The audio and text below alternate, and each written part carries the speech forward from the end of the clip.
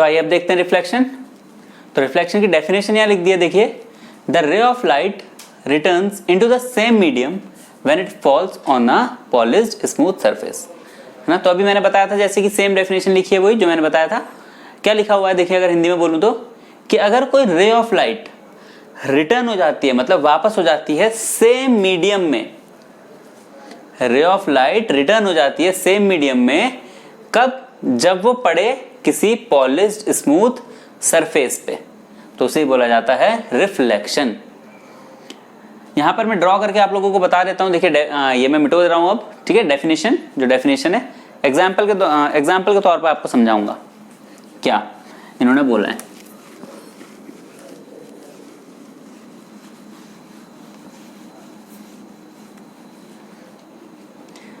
तो देखिए सेम जो इन्होंने बोला है उसकी वो मैं बता देता हूं आप लोगों को। क्या है ये? मान लीजिए एक मिरर है, मैंने बोला अभी बताया था आप लोगों को कि जब मिरर होता है उसमें एक साइड क्या होती है? पॉलिश्ड होती है, तो ये पॉलिश्ड है, और जो दूसरी साइड होगी वो स्मूथ सरफेस होगा, जैसे आप लोगों के घर में होता है, ये मिरर देखा होगा, उसके पीछे एक तरफ सिल्वर कलर की पॉलिश हुई भी होती है और दूसरी तरफ शाइनिंग वाला होता है ना, जहां पर आप अपना फेस वगैरह देखते हैं।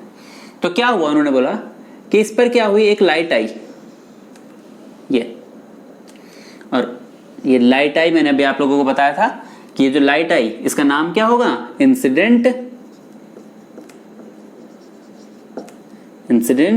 रे। जो लाइट आकर पड़ी इसके ऊपर उसको बोलते हैं इंसिडेंट रे। अब रिफ्लेक्शन की डेफिनेशन में क्या लिखा था कि कोई लाइट आएगी और पढ़कर उसी मीडियम में वापस चली जाएगी। मतलब ये देखिए, ये मीडियम जो है ये क्या था? पूरा एयर था, है ना, और लाइट आई यहां पर पड़ी और पढ़कर इसी मीडियम में क्या हो जाएगी? वापस चली जाएगी। अब कौन से मीडियम में गई? ये एयर ही है यहां पर, तो मीडियम देखिए क्या है? सेम है, तो इसी को बोला जाता है क्या? रिफ्लेक्शन। क्या हुआ? कोई भी लाइट आई, कोई भी रे ऑफ लाइट आई, वो क्या हुआ? एक स्मूथ सरफेस से टकराई, और टकराने के बाद जिस मीडियम से आई थी उसी मीडियम में वापस चली गई, तो उसे हम लोग बोलेंगे रिफ्लेक्शन। और मैंने बोला था ये जो रे वापस गई इसको क्या बोलते हैं? इस रे का नाम क्या होता है? Reflected ray.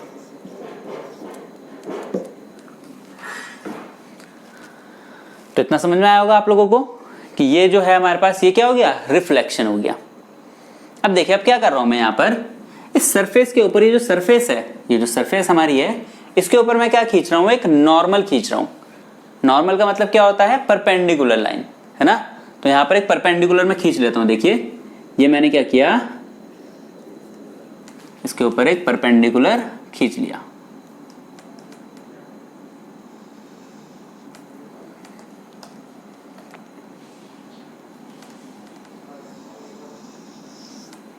ये इसके ऊपर एक परपेंडिकुलर क्या किया मैंने? खींच लिया। ये है हमारी परपेंडिकुलर लाइन, इसे बोलेंगे नॉर्मल। नॉर्मल, ठीक है। अब यहां पे देखिए ध्यान से एकदम कि क्या हो रहा है। ये जो इंसिडेंट लाइट है ये नॉर्मल के साथ कुछ एंगल बना रही है।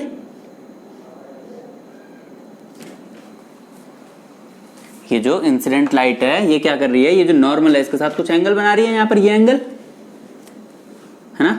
तो ये जो एंगल है इसे हम लोग बोलेंगे इंसिडेंट एंगल या फिर एंगल ऑफ इंसिडेंस। तो इसे डिनोट करते हैं हम लोग किससे? एंगल आई से। और एंगल आई को हम लोग क्या बोल रहे हैं? एंगल आई को हम लोग बोल रहे हैं एंगल ऑफ इंसिडेंस। ऐसे ही अगर मैं देखूं, ये जो रिफ्लेक्टेड रे है ये नॉर्मल के साथ कुछ एंगल बना रही है, ये,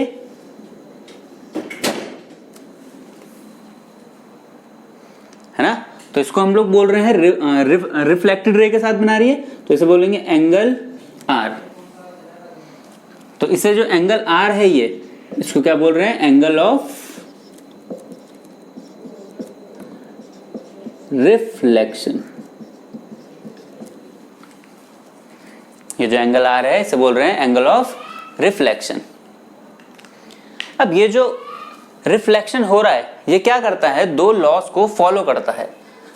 जो रिफ्लेक्शन होगा किसी भी सरफेस से जो भी होगा ये क्या करते हैं, दो लॉ को फॉलो करता है। और वो दो लॉज ये हैं, देखिए यहाँ पर ये मैंने लिख दिए हैं, इन्हें बोला जा रहा है लॉज ऑफ रिफ्लेक्शन। तो दो लॉज हैं, पहला लॉ मैं पढ़ देता हूं कि क्या है पहला लॉ। फर्स्ट लॉ में उन्होंने बोल रखा है the angle of reflection is equal to angle of incidence, that is angle i बराबर एंगल आर। क्या मतलब हो गया इसका, कि जो एंगल ऑफ रिफ्लेक्शन होगा वो हमेशा बराबर होगा एंगल ऑफ इंसिडेंस के। मतलब जब भी किसी सरफेस से रिफ्लेक्शन होगा तो वहां पर हमेशा जो एंगल आई होगा वो बराबर होगा किसके, एंगल आर के। मतलब जितने एंगल से लाइट आकर किसी सरफेस पे पड़ेगी उतने ही एंगल से वापस भी चली जाएगी। तो ये बोलता है हमारा पहला लॉ। इतना समझ में आया होगा आप लोगों को।